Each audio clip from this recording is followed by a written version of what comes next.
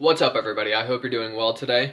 I'm going to talk in this video today about one of my personal favorite joke writing techniques, specifically for writing hilarious one-liners, and that's misdirection. Basically, the way this works is that you paint a mental picture in someone's mind, where you make them think you're taking, a certain statement, a certain story, a certain segment in one particular direction, and then at the last second, bam, you veer into another direction in a humorous way, and it turns out you're actually saying something else. Um, it there's a lot of theories in comedy about like what it is that makes jokes funny, what it is that makes people laugh, and one of the more popular ones is that part of the reason people find jokes funny is because they surprise us in some way. That mental experience of you think one thing is happening and then it turns out, oh, it's actually something else and I was wrong about it, and it's revealed as like, oh shit, something else is going on here. Something inside of our brains is wired to find that as funny. So this is one technique that I personally am a big fan of. So Jimmy Carr, he is probably one of the masters of this technique. He's really big on one-liners, and you'll see him do this often in his jokes. One of my all-time favorite jokes, just ever, in like all of stand-up comedy, is a joke where he talks about how he grew up as a Catholic. So basically, the way the joke goes is he says, "Now I was raised Catholic, and the thing that used to annoy me most about going to church was all the standing up and sitting down and kneeling. I wish the priest could just pick a position and fuck me." Now, just think about what's going on there in that joke. The setup of the joke leads you to think, oh, he's talking about the experience of going to church as a child. He's talking about the tedious, boring rituals people go through where, they stand up and they sing, and then they sit down and they read the Bible, and then they kneel to pray. No, it turns out, the mental picture that we had there is actually wrong, and at the last second, boom, it veers off to where it's actually, oh, the priest was molesting him. And that's what he was talking about there. There's actually a really interesting way I've seen this principle depicted visually in a couple of comedy writing books, and that's where they basically depict it as a line moving in one direction, and then this is the setup. The setup, punchline. So you're going in one direction, setup, punchline. And it's sort of just like the arrow just really sharply out of nowhere turns. And it does make it more effective if you do it quickly. If it's like a very sudden hairpin turn, like Jimmy Carr does in that joke there. Because if he spent 30 seconds kind of reversing it and revealing that, oh, the priest was actually fucking him the whole time, it wouldn't be quite as funny as him just, boom, it happens in a split second, and you're like, whoa, what the fuck happened? Just kind of comes out of nowhere. Perhaps literally in this case. No. I need to work on my improv, I know. Jimmy Carr, he has another really good joke where he's just talking about like sex and doing some back and forth with the audience and so forth. And they get to talking about threesomes. And at one point, he's like, I actually had a threesome one time. I asked and I received. I was dating a girl at the time, and she had a twin. And we ended up having a threesome, and it was fucking brilliant. Because, if anything, her twin was better looking and had a great personality and was an all-around great guy. I delivered it very poorly. He did a much better job of delivering the joke. But basically, the way he sets it up with the preceding dialogue with the audience where they're talking about threesomes with two women, the way he sets it up in describing a hot woman who has a twin, the mental picture that we have in our heads is, oh, he's talking about a hot identical twin who's also a female, but then the punchline reveals, oh, he was actually fucking her twin brother as well, which is what makes that joke funny. Same thing is going on there. The setup paints one particular mental picture, and then the punchline reveals that picture to be inaccurate in a manner that's humorous, because it reveals something that's funny. Oh, he's getting fucked by a priest. Oh, he's actually having sex with a man instead of a woman. Something that I found is the more vivid the mental picture that you paint, the funnier it is. So really, when you're writing this style of joke, do your best to try to visualize what it is that you're saying as you're saying it. And if you're painting a really vivid picture in one direction, that you then deviate away from, it's going to make it much funnier than if you just sort of vaguely do it and people only have like a foggy idea of what you're talking about. The more it's sort of like how magicians use sleight of hand and misdirection, where they like, you know, that like they're doing some shit over here and like they get your attention, like, ooh, what's going on over here? And then with the other hand, they're slipping something in their pocket, or you know, pickpocketing someone or whatever. So just, you know, the more vivid the mental picture, I think the funnier the end product will be. There's another good Jimmy Carr joke where he's like, every night I have beautiful women banging on my dressing room door, and sometimes I let them out. Now this one's brilliant because him being a celebrity, he's huge in the UK. Surprisingly, a lot of people don't know about Jimmy Carr. Like even comics I know who are like stand-up comedians, they're like, Jimmy Carr, yeah, I mean, I've heard of him. I'm like, dude, he's like pound for pound one of the best comedians in my opinion. Just like super dense, tons of jokes. Anyway, veering off course here. Basically, he is like a really famous celebrity in the UK.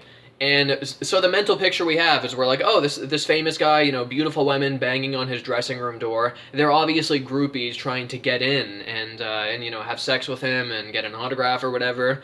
But that's the setup. That's the straight line going in this direction, and the punchline. Oh, he actually has, you know, he has them locked in his dressing room door, and he's sexually assaulting them or doing some kind of sick, twisted shit in there.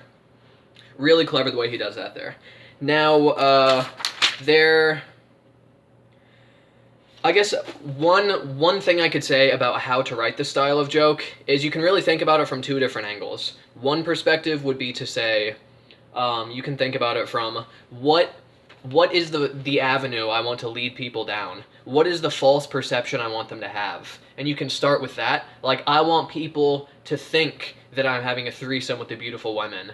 And your starting point is like the false avenue you want to lead them down, or alternatively, obviously, the other side of this is you could write these sort of jokes from the perspective of what is the ultimate funny punchline that I want to veer them into at the end, and then you sort of work backwards from that. I think either techniques would work. It's going to vary depending on the joke and circumstances, but it's just something worth bringing up. Something you can use this technique of misdirection when you can sort of combine it with another joke writing technique, which is double entendre, the double meaning of words, where, you know, a certain phrase or a certain word will have two different meanings, and you can sort of utilize that in a way where you're also using misdirection. I know I'm, you know, citing a lot of Jimmy Carr here. Like I said, he uses this a lot, and I also just watched all of his stand-up shows over the past week, so it's all fresh in my mind. He was doing some audience back and forth, and then he segued into a joke where he was like talking about, you know, people asking his advice and asking him questions and stuff, and he's like, people often ask me, what's your secret? I'm the M4 rapist. Now, the same thing is happening there, where, what's your secret? We hear that phrase, and typically in the context of like a successful person on stage, people asking him, what's your secret? They mean, what's the secret to your success? What have you done to achieve your level of fame and so forth? And he takes advantage of that by painting that mental picture of this is what people are asking, what's your secret to your success? And then he takes that in a separate direction. The actual secret he's holding is that he's a rapist. You know, I realize it might seem kind of silly to spell it out like this, but once you understand what's actually happening at the level of the joke and at the level of your mind, writing jokes like this becomes extremely easy, and it's almost like a formula that you can just, you know, plug certain things into. So it's important to walk it through step by step like that. Now, it's not all Jimmy Carr. I have some jokes of my own that I wrote like this as well that utilize this technique. This one's one of my all-time favorites that I've ever come up with, by the way. Women can't keep their hands off me, and that's usually because they're pushing me away and saying, get away from me, you pervert. Now, again, obviously what's going on there is women can't keep their hands off me. Someone says that, it's like, oh, you know, he's a macho man, he's a ladies' man, he's bragging about his sexual prowess and attraction to the opposite sex, and then boom, the punchline is, oh, I'm actually a fucking creep and a loser and a weirdo. And women are so repulsed by me that they're physically pushing me away and saying, get away from me. That one I really like, because it's, you know, what's revealed in the punchline is like the polar opposite of what the setup leads you to believe is happening. Where in the setup it's like, oh, look at this guy, he's this big fucking macho man who's just getting ladies nonstop. And then the punchline reveals that could not be further from the truth. That's what I think makes that joke so effective and hilarious in my view. There's a joke basket I'm working on right now. I have another YouTube channel called The Skeptical Human, where I do like long form rebuttals and debunkings on science and conspiracies and creationism and stuff like that. Really in-depth, long-form shit, but I like to throw some jokes in there to make it funny. I'm doing one on creationism, where I basically include a joke basket, where the joke basket is like, if the Great Flood happened, the Noah's Ark flood described in the Bible, then the rock layers that we see in the geological column would have been laid down during that time period for the most part. So the joke basket I'm doing here is I'm imagining like, oh, what if we found a cache of fossils from the time of Noah where people who lived during the time of the Old Testament were just going about their lives, doing what it is that they do and so forth. And one of the jokes I include in there, where it's like fossil discoveries from the time of Noah based on Old Testament morality. Long explanation, but you need some context to understand what's going on here. One of the fossil finds is man proposes to woman that she gets back in the kitchen before he beats her again. Now, what I do before this joke is I sort of set it up and make it so that it's much more effective. The first joke in the basket is I say, couple has romantic first date at public stoning ceremony. So I've already planted in people's minds the idea of like romance and dating and so forth. And so the next joke after that, man proposes to woman. What you imagine is a guy on his knee, he's got the fucking ring, and he's saying, will you marry me? And this is utilizing the double meaning of words here, where it says man proposes to woman. You think he's proposing marriage? He's actually proposing, get back in the kitchen or I'm gonna beat you. Obviously, because people back then were very sexist and so forth. I had another one in there where, we made another discovery where this priest right here that we found fossilized was actually in the middle of praying to God that the hooker he just fucked didn't have chlamydia. So again, you imagine, a godly man, he's in his priestly garbs, he's there just with his rosary and some candles praying to God. You just imagine something innocuous, and it's like, he's fossilized doing this. But it's like, aha, he's actually praying that the hooker he just fucked didn't give him an STD.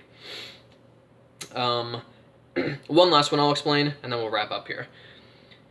I made a video exploring media bias in the Democratic debates, where basically I went through all the questions and I examined how questions given to Bernie Sanders and Elizabeth Warren were more biased, more tough, more challenging, and I actually quantified this by going through all the questions and basically showing like there's a clear demonstrable bias here at play.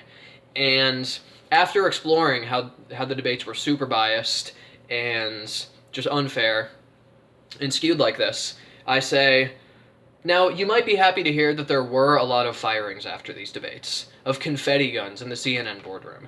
So, that right there, you imagine firings. There are firings after these debates. The debates were poorly run, poorly moderated. So at least there was some accountability within these companies to correct this bias at play. Sort of utilizing that meaning of that word. And then it flips at the last seconds to, no, not only are they not holding themselves accountable and trying to correct this bias, they're celebrating it. They're so thrilled about it, they're popping open confetti and champagne and having a party in the fucking boardroom because they think it's terrific.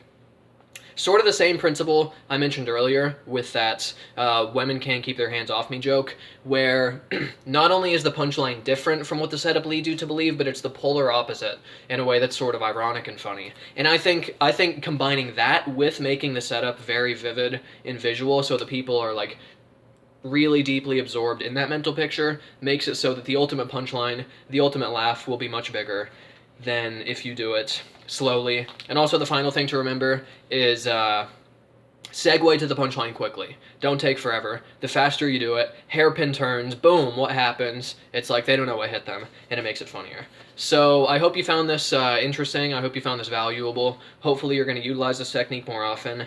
And I think hearing it really spelled out, hearing a lot of clear examples of how this technique is done, and you know, what's happening at the level of the mind. Spelling it out like this, I think, makes it so next time we're writing some jokes, this will be one of the many tools that we can use in our toolkit. Thank you guys for watching, and if you want to subscribe, get some more joke writing tips, comedy writing tips, stand-up delivery, stuff like that, and also maybe just like I don't know, maybe like some joke videos of my own where I'm posting like stand-up sets, things like that. Go ahead and subscribe, and you can follow me on social. Anton's Jokes, at Anton's Jokes. You can find me wherever, really. So thank you guys for watching, and you guys take care.